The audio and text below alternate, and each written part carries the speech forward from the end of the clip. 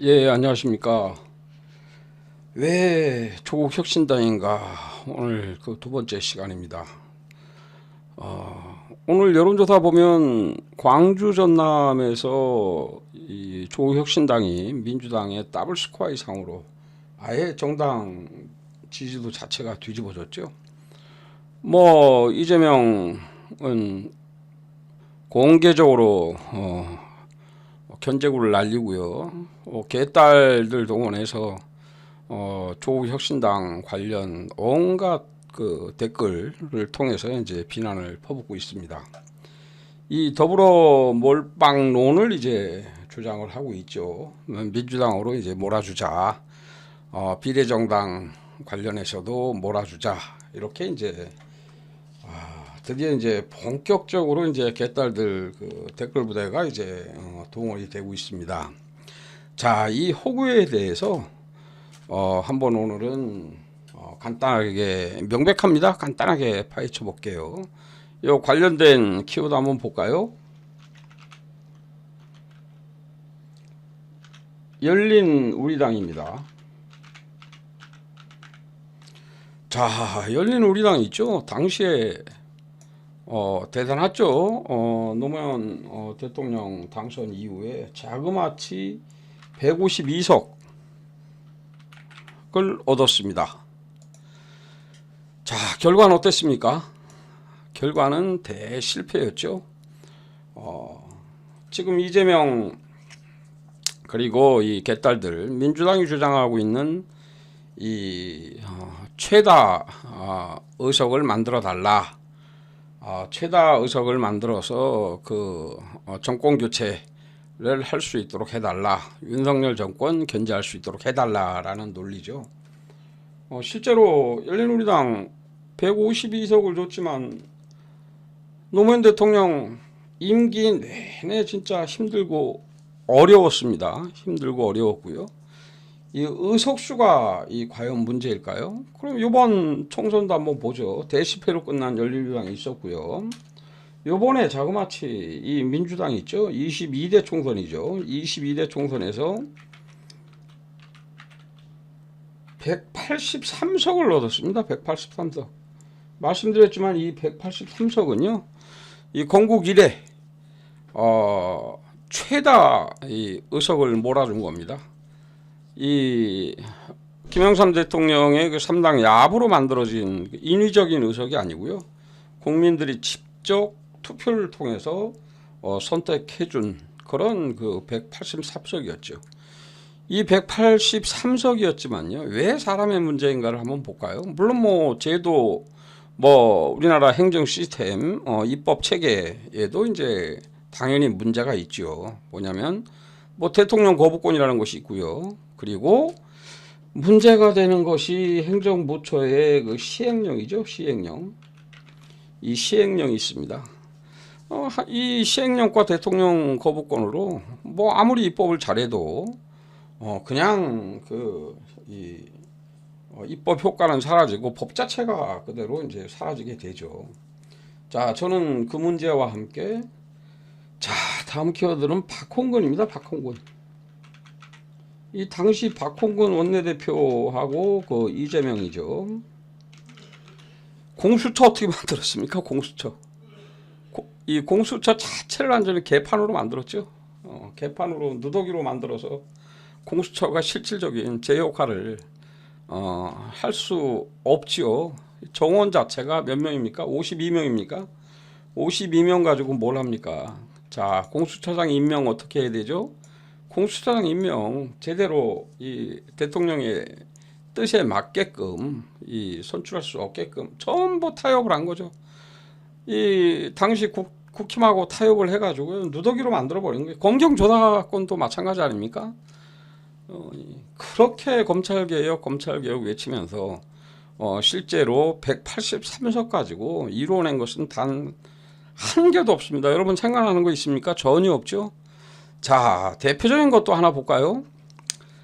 이 전부 쉽게 생각하는 부분이 있는데요. 윤석열 들어서자마자 한 게 뭡니까? 이 부자 감세죠. 부자 감세. 이 부자 감세는 반대로 어떻게 됩니까? 서민들 이 증세로 무조건 이어지죠.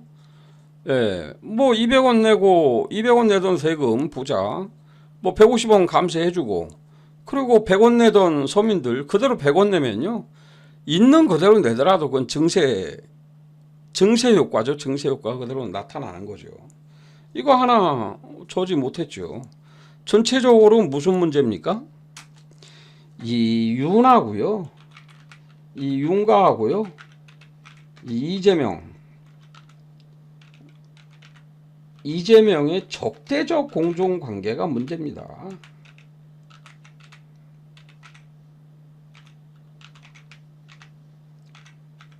쉽게 이해되시겠죠? 이 적대적 공존관계, 이 실제로 이재명하고 윤석열은요 공존관계입니다. 누구 하나 죽으면요, 윤가 죽으면은 이재명 같이 죽게 돼 있죠. 이게 바로 이제 이 이탄희 의원 참 아쉽고 지금도 가슴 아픕니다. 이 이탄희 의원이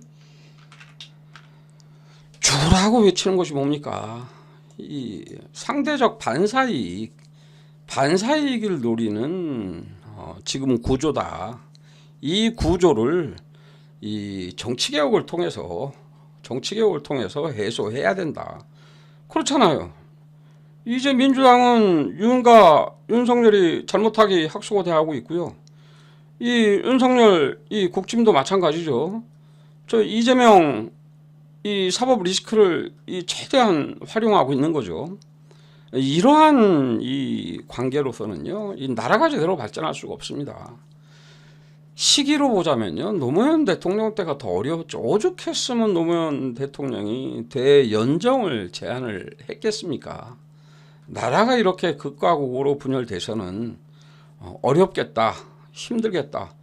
분단도 서글픈데 이런 겁니다. 이걸 차근차근 하나하나 양극단 세력들을 저지하고 이 공통의 이 공약수들을 찾아서 이 나라 발전 그리고 민족의 통일 그리고 전체적인 국민 삶의 질 향상 이 상태로 가서는 진짜 피곤하죠. 윤석열 대통령이 되고 이재명이 민주당 대표된 이후에 얼마나 피곤합니까? 다른 게 다 묻혀버립니다. 지금 경제 굉장히 어렵죠. 묻혀버립니다. 그대로. 청년들 취업 문제 굉장히 어렵죠. 그대로 다 묻혀갑니다. 자, 남북관계는 어떻습니까? 이 한반도 긴장 고조되고 있죠. 자, 다 묻혀갑니다. 그저 이재명, 윤석열의 이 물고 뜯는 이런 이 구조 속에서는요. 국민들이 하루라도 편할 수가 없죠. 자, 정리하겠습니다. 이 지금 민주당 이재명 그리고 개딸들이 온갖 지금 커뮤니티에 이제 도배하고 다니는 더불어 몰빵로는 호구다.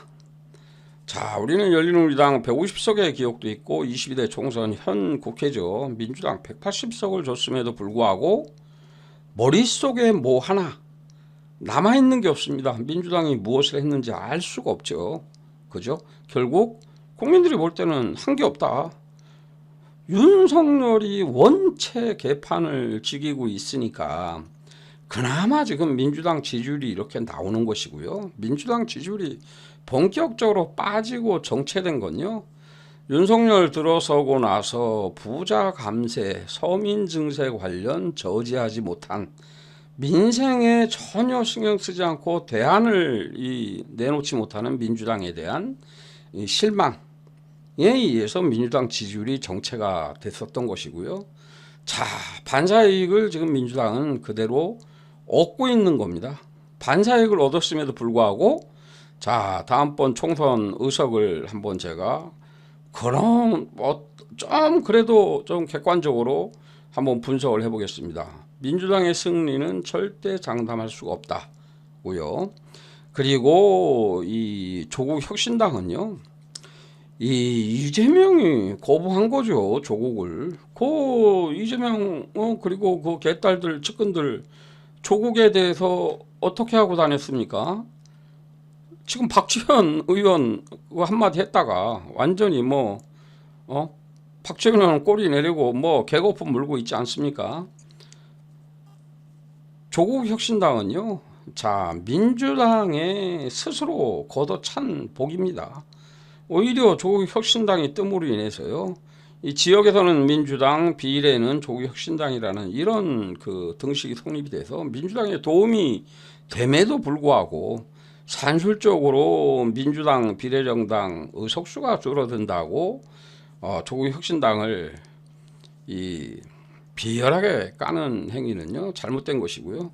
이 더불어 몰빵론에 의해서 흔들리지 않기를 바랍니다. 물론 그 저는 절대 투표라고 해서 민주당 표 찍지 않습니다.